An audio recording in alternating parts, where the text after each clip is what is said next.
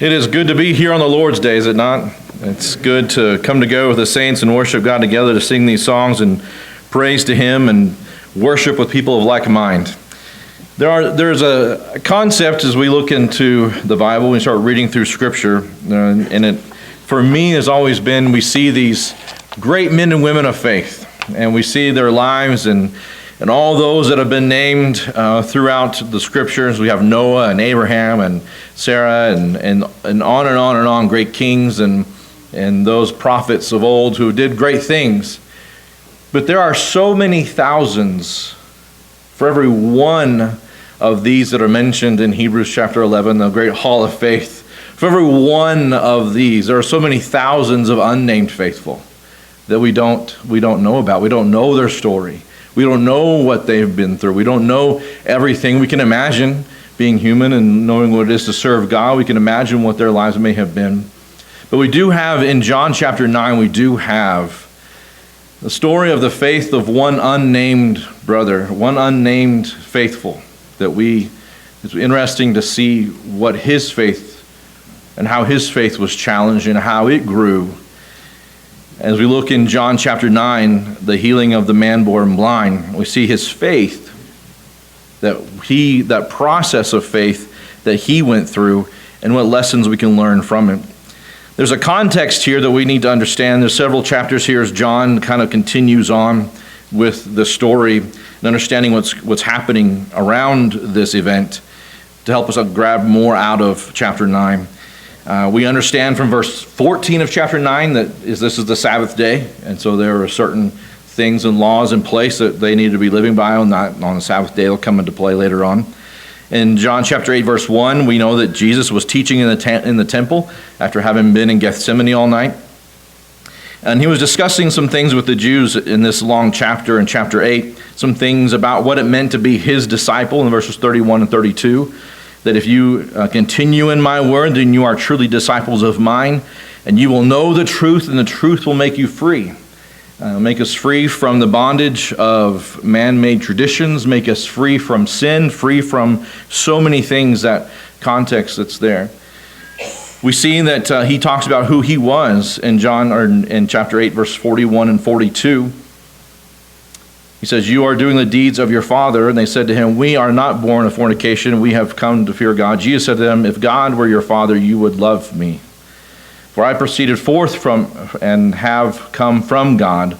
For I have not even come on my own initiative, but he sent me." God sent him. And he goes on to talk about how they are sinful, the sinful and unbelieving here in this chapter. He says, "They are children, you are children of the devil. You believe the lies and you complete those lies." In John chapter 8, verses 44 and through 47. And Jesus said some things, calling anybody children of the devil is not a way to win friends and influence people, right? It's not something that we want to do. And he goes on on another occasion in Matthew chapter 23, verses 13 through 36. So there's these 8 woes that he pronounces to them. And he tells them, "Woe to you scribes and Pharisees, who go over land and sea to find one proselyte, and when you found them, you make them twice the sons of hell as yourself." Not something you're going to put on a Hallmark card, right? So, there are things that Jesus was saying. He knew the hearts and minds of those men, and he would say these things. Those are not things that we would necessarily say today. But those are things that he said. These are not things that, typically when people think of Jesus, think of all nice, soft, and fluffy things. These were not fluffy concepts that he was talking to them about and getting to the heart of the matter of what was going on. He also talks about how Abraham rejoiced to see his day in verse 56 of that chapter. "Your father Abraham rejoiced to see my day, and he saw it and was glad." We understand this because in Mark chapter 12, Jesus says, "But regarding the fact that the dead rise again," Mark chapter 12, verses 26 through 27, he said, "You have not read in the book of Moses, in the passage about the burning bush, how God spoke to him, saying, 'I am the God of Abraham, the God of Isaac, and the God of Jacob.' And Jesus said, 'He is not the God of the dead, but of the living.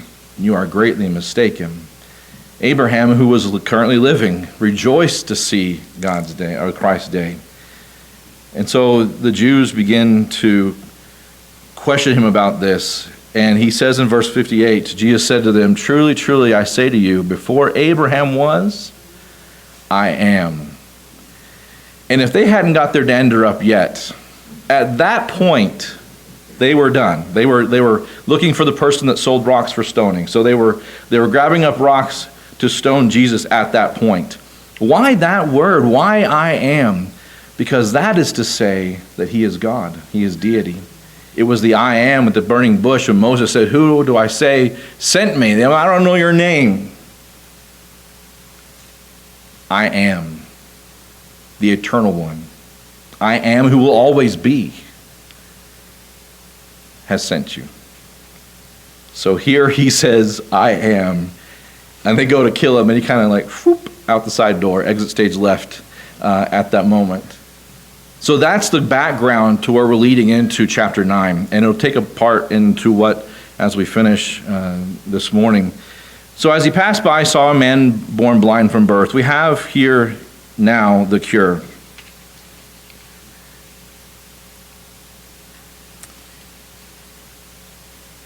The time of this writing, the Pharisees were not listening to Jesus. They refused to hear the I am. And I want us to clarify this. In John chapter 5, he writes, and recording what Jesus says, in John chapter 5, verses 36 through 40, there are three witnesses to Jesus that is important for us to understand. But the testimony which I have is greater than the testimony of John, concerning John the Baptizer. For the works which the Father has given me for me to accomplish, the very works I do testify concerning who I am, about me. The Father has sent me, and the Father who sent me, he has testified. When did the Father testify? At his baptism. This is my beloved Son. On the Mount of Transfiguration, this is my beloved Son. Hear him. And so even God has testified concerning him. And then he says later on in verse 40, you search the scriptures because you think that in them you have eternal life. But he says, it is these that testify about me. So here is the works, the very works he's doing, that God, his Father testifies, and the scripture testify concerning who he is, and they will not listen. And that's the very same thing that people won't listen today. We read the same letters, we read the same words, but people won't listen because they won't believe the very things the scriptures have to say. They don't understand, they cannot hear. And so we go from the context to the cure in verses, going back to chapter 9 of John. We have the cure, and they were leaving the temple and passing by and saw a man born blind from birth, and disciples ask a question. I don't know if you've ever been in a situation where sometimes you want to impress the teacher, and so you ask a question like you know something, right? And so they asked that kind of question here. The disciples asked him, saying, Rabbi, who sinned, this man or his parents, that he would be born blind? Because they knew, they operated from a concept that anybody who had anything bad happening in their life was because of sin. They were either that they were sinful, or their relationship, their parents were sinful, that they would have this situation. And that was something we saw throughout even the times of Job. That was what his miserable friends said. Job, you are sinful. And God said later on in verse 42, I think, or chapter 42, verse 7, that you have not spoken right concerning me. That's not how I operate. It's not how things work. And so here they're operating with that concept, that this person is sinful, and that's why they have this thing going on in their life. If you want to write out here, Ezekiel chapter 18, verse 20, the soul that sins, it shall die. Ezekiel chapter 18, verse 20. If you want a New Testament passage, is 2 Corinthians 5 and verse 10. It says, for we must all appear before the judgment seat of Christ, so that each one may be recompensed for his deeds in the body to which he has done, whether good or bad. So this is an individual thing. We rise and fall in our own actions, both good and bad. And it's not somebody else's actions. And Jesus answered and said it was neither. Jesus always blew their concepts out of the water as far as what God wanted from people. It was neither that this man sinned or his parents, but it was that the works of God might be displayed in him. And this is a side note, extra, not really the point of our discussion this morning, but there are things we go through sometimes we don't understand. I don't understand what's happening, but the glory of God can be seen in what's happening in my life, good or bad. Depends on how I operate in those circumstances. But the glory of God can be displayed in them. We must work the works of him, he says. While I am in the world, verse 5, he said, I am the light of the world. And this goes back to what he says in verse 12 of chapter 8 as well. He's bringing in what he was been teaching them, bringing them into focus here in chapter 9. And so when he said this, he spat on the ground and made clay. And so he's approaching this guy that's been born blind. And I don't know if the guy, when he receives the clay, this mud on his eyes, if he knew it was made from spit or not. I don't know. But he gets this clay on his eyes, and here's the instructions, right? He spat on the ground, made clay, and he applied the clay to the guy's eyes.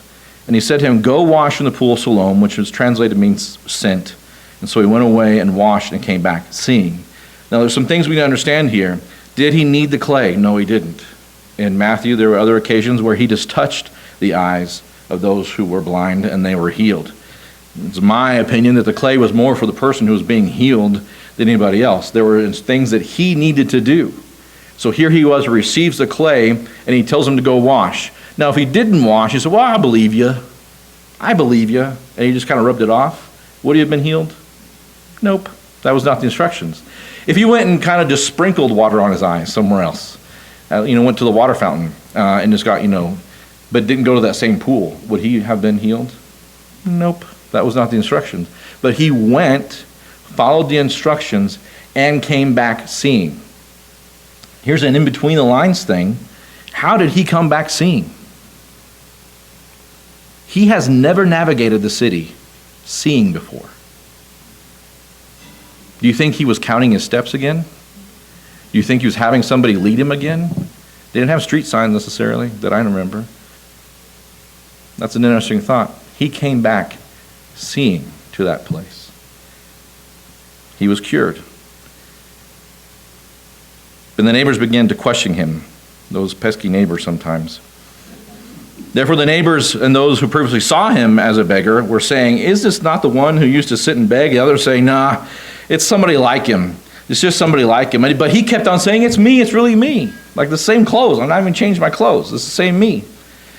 And so they were saying to him, how was it you're seen? And he answered, the man who was called Jesus. I want us to focus a little bit. Put a pin here in your mind of his concept of who Jesus is. Begins to change. Now he says, the man who was called Jesus made clay, anointed my eye, and said to me, go and Siloam and wash. So I went away and washed, and I received my sight. And he said to him, where is he? And he said, I don't know. I don't know where he is now.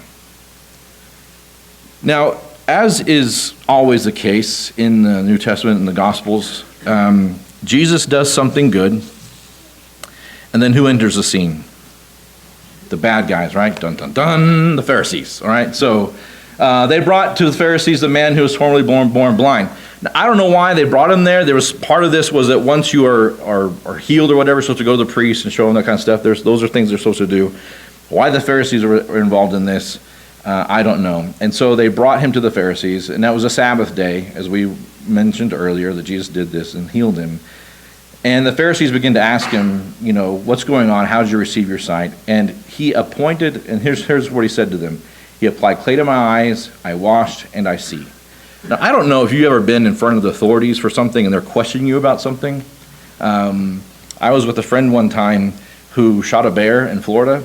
And you can shoot bears up here all the time. But down in Florida, they're very, very protected. And he didn't even know that it was a bear anyway. So, ever been with somebody getting their Miranda rights read to them and all that kind of stuff? It kind of puts a different edge on the scene.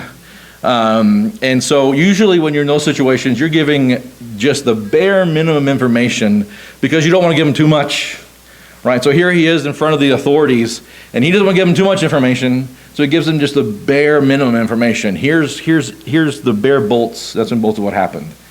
And he says, here's what happened. Therefore some of the Pharisees were saying, this man is not from God because he does not keep the Sabbath. And they go back and forth. So here they say, well, he didn't keep his Sabbath. The other ones are, but the miracles, the things he did. How do we deny that? In verse 16. How can he do these signs, being a sinner?" And they said to the man again, "What do you say about him? He opened your eyes."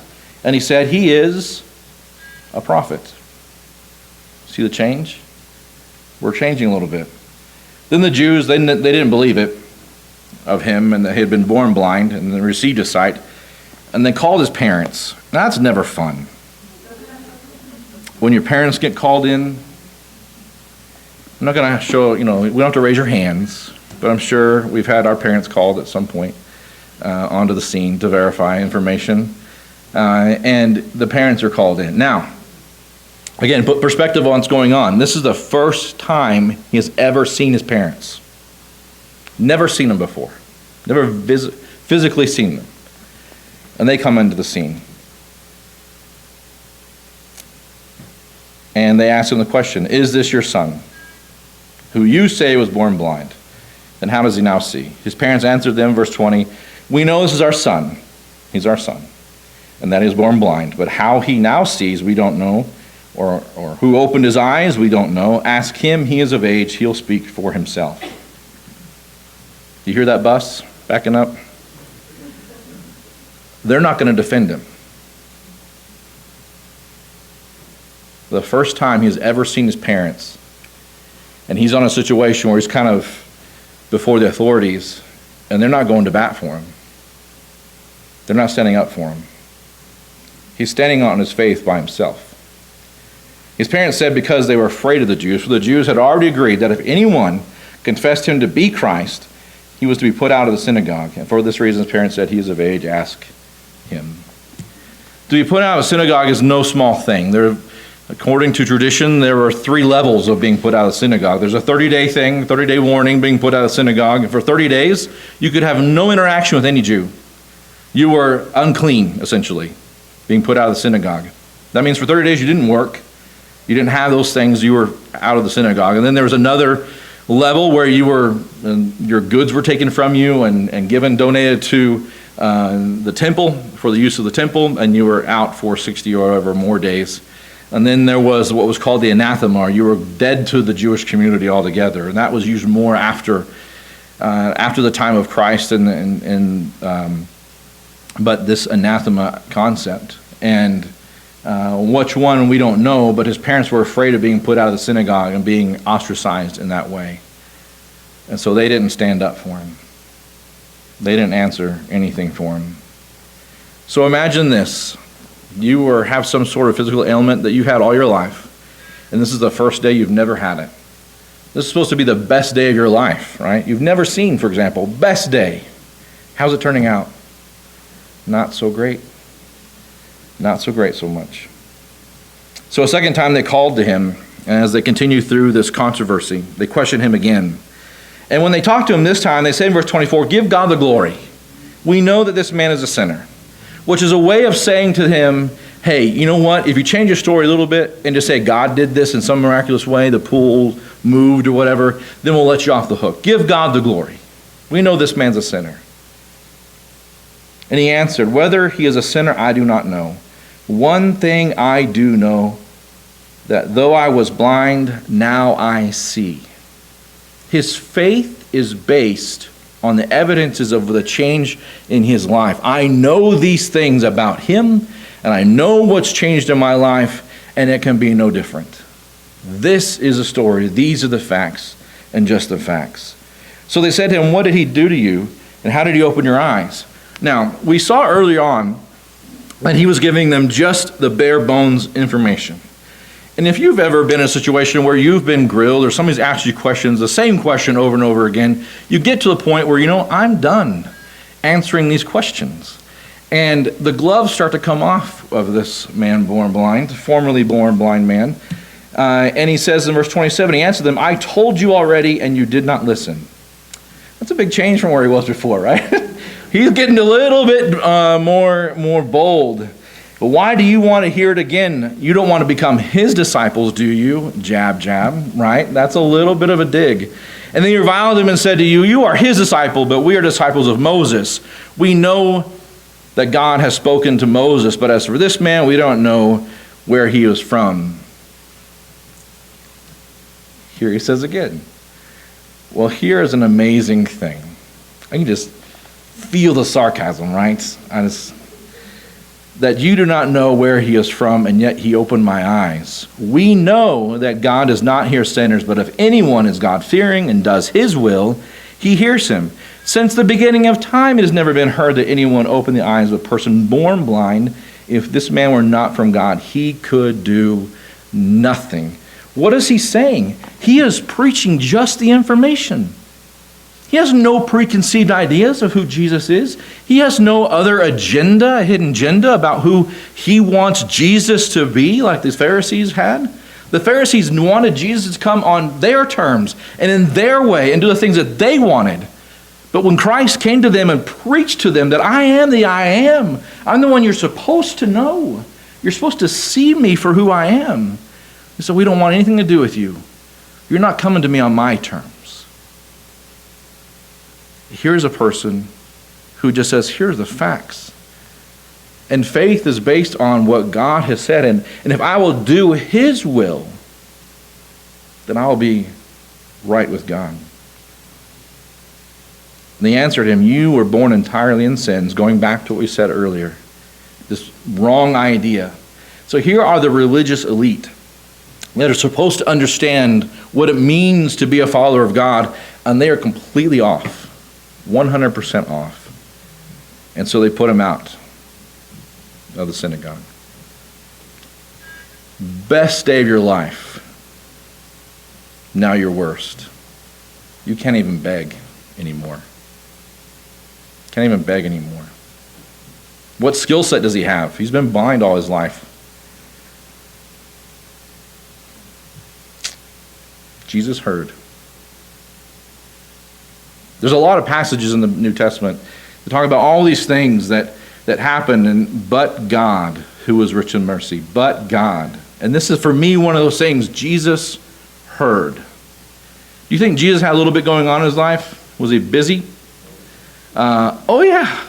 I mean, so much so that he was trying to run away and hide sometimes. I just need some time with my God sometimes. And so he was busy. But Jesus heard that he had been put out of the synagogue, and finding him, he goes back to find him. You ever had a bad day? Just a low down, dirty, no good day. God knows. God knows. It's interesting in Acts in chapter 7 and 8, at the stoning of Stephen, that when Stephen sees the heaven and the throne room of heaven, when we read about Christ sitting at the right hand of God, in that moment, as Stephen is about to be stoned, he looks up and he sees Christ standing. Well, why is that significant? That means the throne room of heaven responds to those who are his saints. Have you thought about that? So here is the I am who heard, and the I am who found. And he says, do you believe in the Son of Man? And he said, who is he, Lord, that I might believe in him? And he said, you have both seen him, and he is the one talking to you. Surprise, it's me. In my mind, worst day ever. If I'm this guy, I'm sitting back in the dust on the ground where I used to beg. I don't know what I'm doing at this point. But God, the I am, found him. And God on the Sabbath, face to face, was worshipped. I believe, and he worshipped him. A sincere and honest heart. Do you know how refreshing that might have been to Jesus after dealing with those knothead Pharisees the whole time, who should have known who he was? And now here is one of honest heart who knows what God has done for him and worships him. Maybe that day on that Sabbath, one of the most sincere accounts of worship on that day was in the dirt on the street. His faith was challenged, but he stuck to what he knew to be true. And we'll have great days, best days, and we'll have low days. But our faith needs to be the same. It can't change. His didn't change through all of this. Despite the controversy, his faith never wavered. And he stuck to what he knew to be true. And as we see in this conclusion here, there were those who were with him. In verse 39, for the judgment I came to this world, to those who do not see may see, and those who see may become blind. And he's using, if you can almost see the air quotes, those who see. Those who were supposed to know. They're blind. They're blinded by their own ambition, their own preconceived ideas. They're blinded by a hard heart.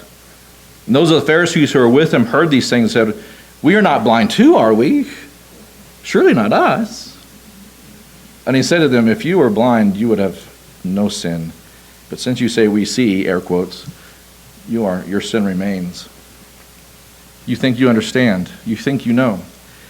And there's several things we need to learn from this passage. We need to learn about the faith of this man born blind and how it grew, and you understand he knew who Jesus was based on the scriptures. We know from scriptures what he says. He's preaching to the Pharisees at that moment. We know these things. We need to be rooted and grounded in those things that never change. Our God is the same, in whom there is no shadow of turning. We need to be grounded into that. We need to be careful that we're not the Pharisees, right? We need to be careful that we're not putting on people and passing judgment on people that are walking in faith. Their faith may be difficult. They may be just new in the faith, and they're still learning. This man was learning who Christ really was. I don't even know who he is, but I know this about him. We need to be careful that we don't snuff out the faith of others by our own air quote righteousness, right? We need to be very, very careful about that. We can see here that this person understood once he washed and he was obedient to what God had done or what Jesus asked him to do, his life was changed. And there's an interesting passage in 1 Corinthians chapter 6 where Paul lists all these really bad sins, really, really bad sins. Sin is sin, obviously. I'm using that in the metaphor. But he says to the church there in verse 11 of chapter 6, such were some of you. Such were some of you, but you were washed. You were sanctified. And we understand that concept that people are coming out of sin and coming into the church, and they need to be washed, and they need to continue to be cleansed and sanctified and taught, and we need to help them in that way in their faith, that we don't become a hindrance to their growth, but yet a help. And we need to have to defend our faith, even though we haven't seen. It's interesting, in John chapter 20, when we have, poor doubting Thomas. Thomas only wanted what the other disciples had, right? They got to see Jesus. I want to see him too. And so he wanted to see Jesus as well. Jesus, after Thomas had said, my Lord and my God, the text doesn't even tell us that he moved in that moment. I don't know that I would have. And he says, my Lord and my God. And Jesus said to him, because you have seen me, you believe, but blessed are those who do not see and yet believed. You know what he's talking about? Us. He was talking about us. Blessed are those who haven't seen and believe. But the Bible tells us we will see him face to face.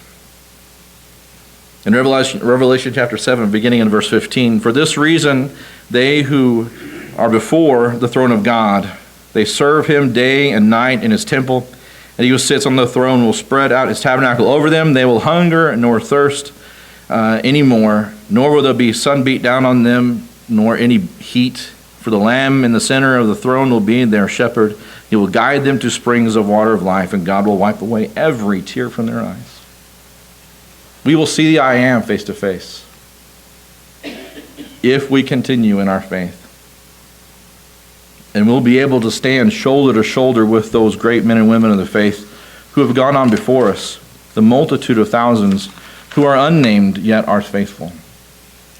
But we must be obedient unto death, right? We must keep doing those things that God has asked us to do, or we will no longer be in that number.